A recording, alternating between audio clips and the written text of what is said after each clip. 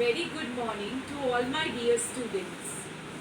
Students, in the previous tutorial we have studied about dairy farming, mixed farming and ranching.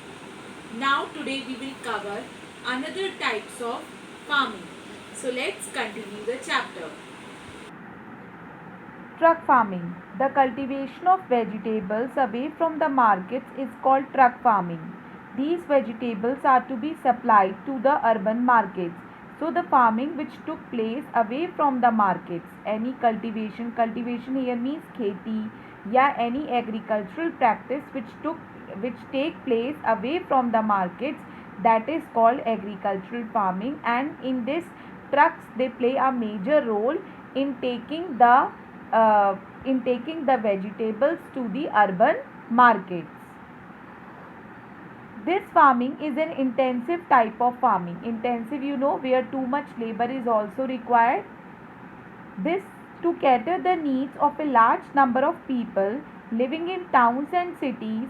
Fresh vegetables are to be supplied to the urban centers, and uh, it is supplied by trucks, and they travel overnight to supply the fresh vegetables to the urban cities.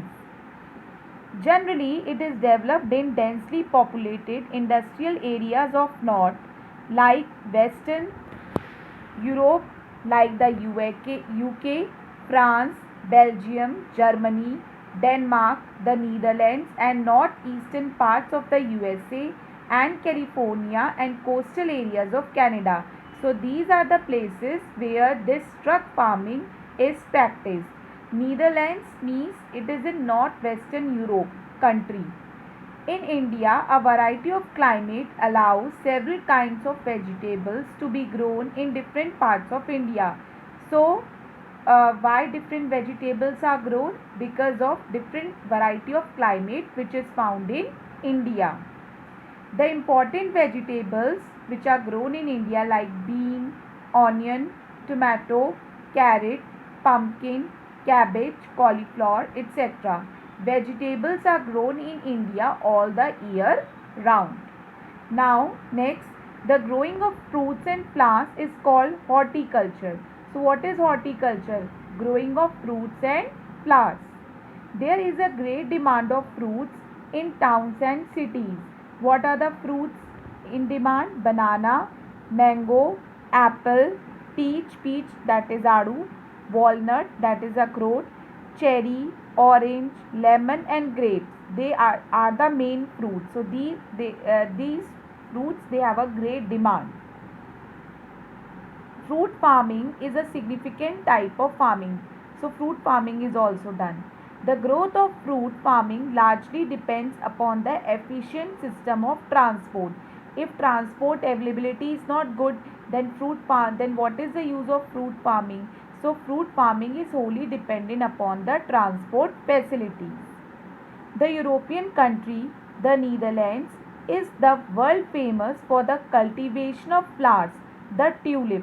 So, tulip is the name of a flower, and which countries are famous for that? Netherlands, the European country, the Netherlands. Now, all the Mediterranean countries specialize in fruit farming. Which are the countries which are in specialize in fruits? Mediterranean countries. Mediterranean countries include Spain, France, Italy, Greece. In India, a great variety of roses and marigolds is grown for marketing, and a variety of fruits is also grown. So, in India, fruits are also grown and flowers are also grown. Mango, apple, orange, grape, guava, peach, chiku, etc. are largely grown in India. Now we will study fishing.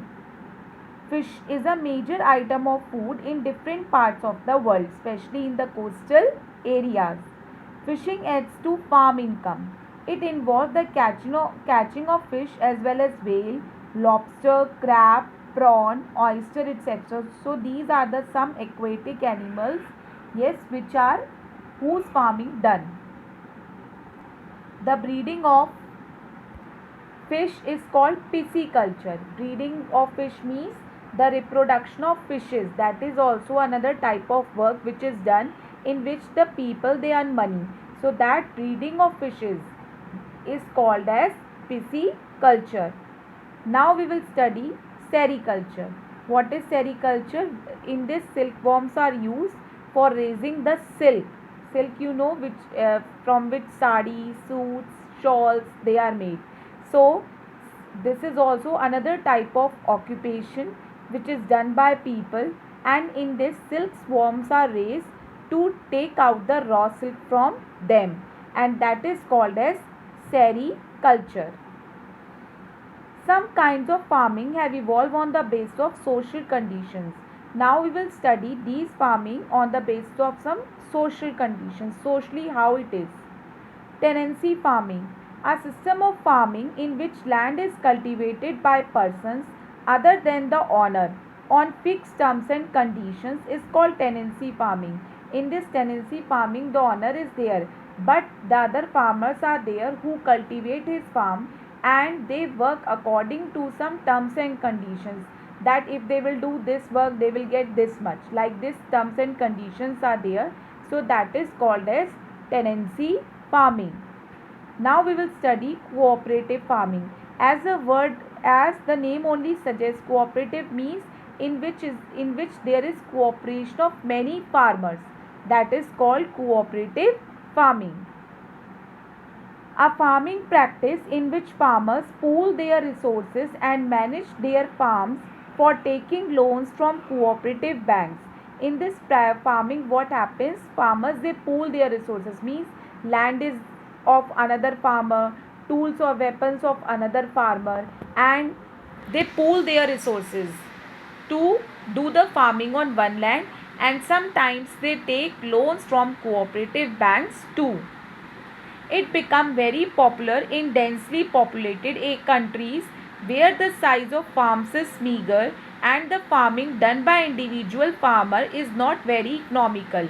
So where it is done in densely populated areas, and where the farm size is also meager. Meager here means where farms are very small in size, and it becomes difficult for one farmer to do the agriculture. So many farmers, they join together on one land to do the agriculture. To overcome this problem, now what they do to overcome this problem?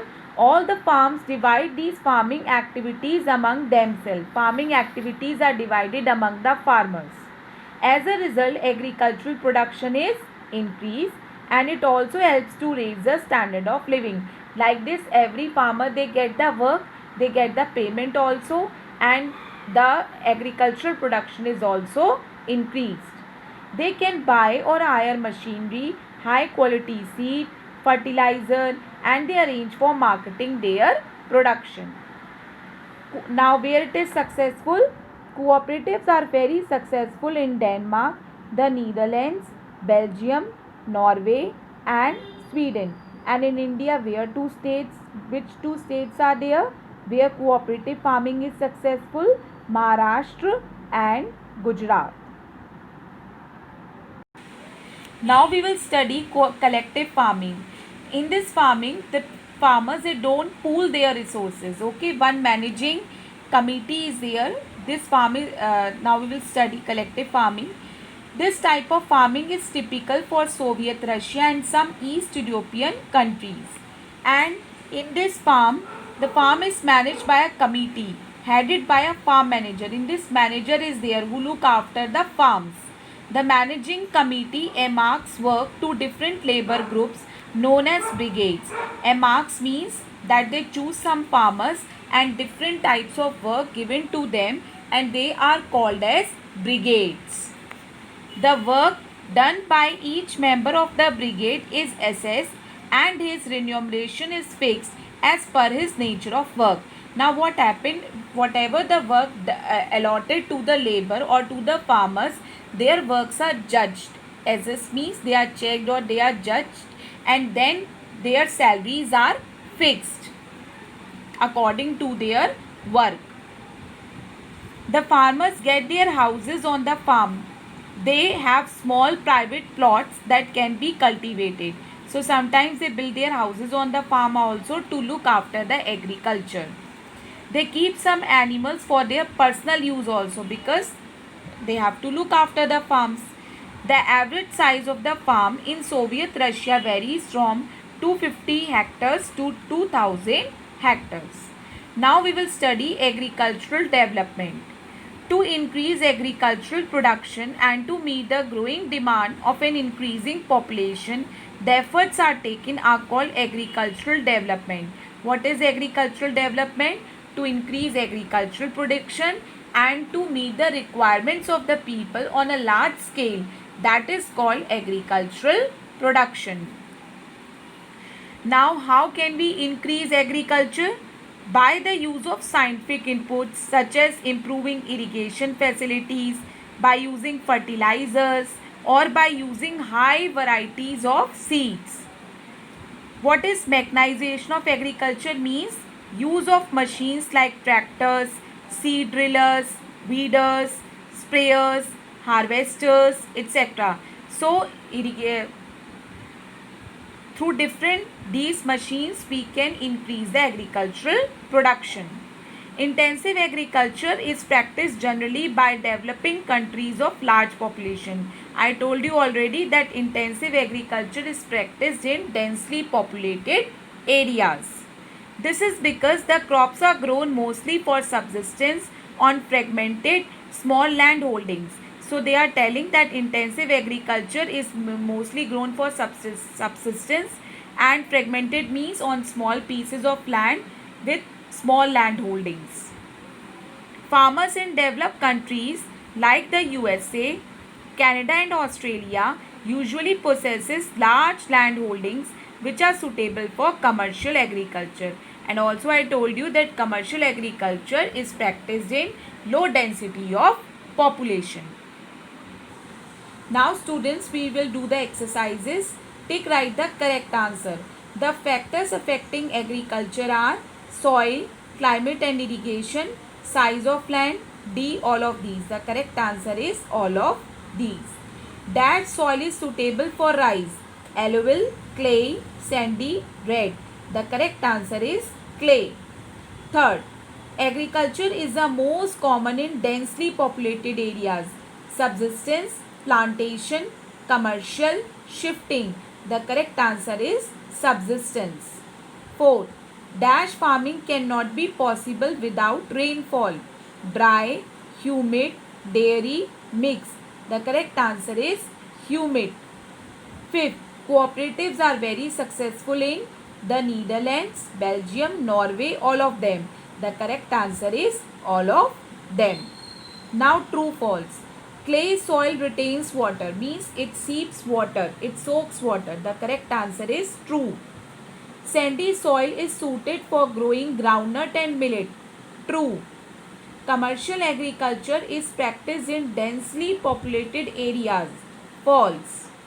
Tea is grown under plantation agriculture. True. Livestock are reared in dairy farming. True. Now fill-ups. Dash soil is ideal for agriculture.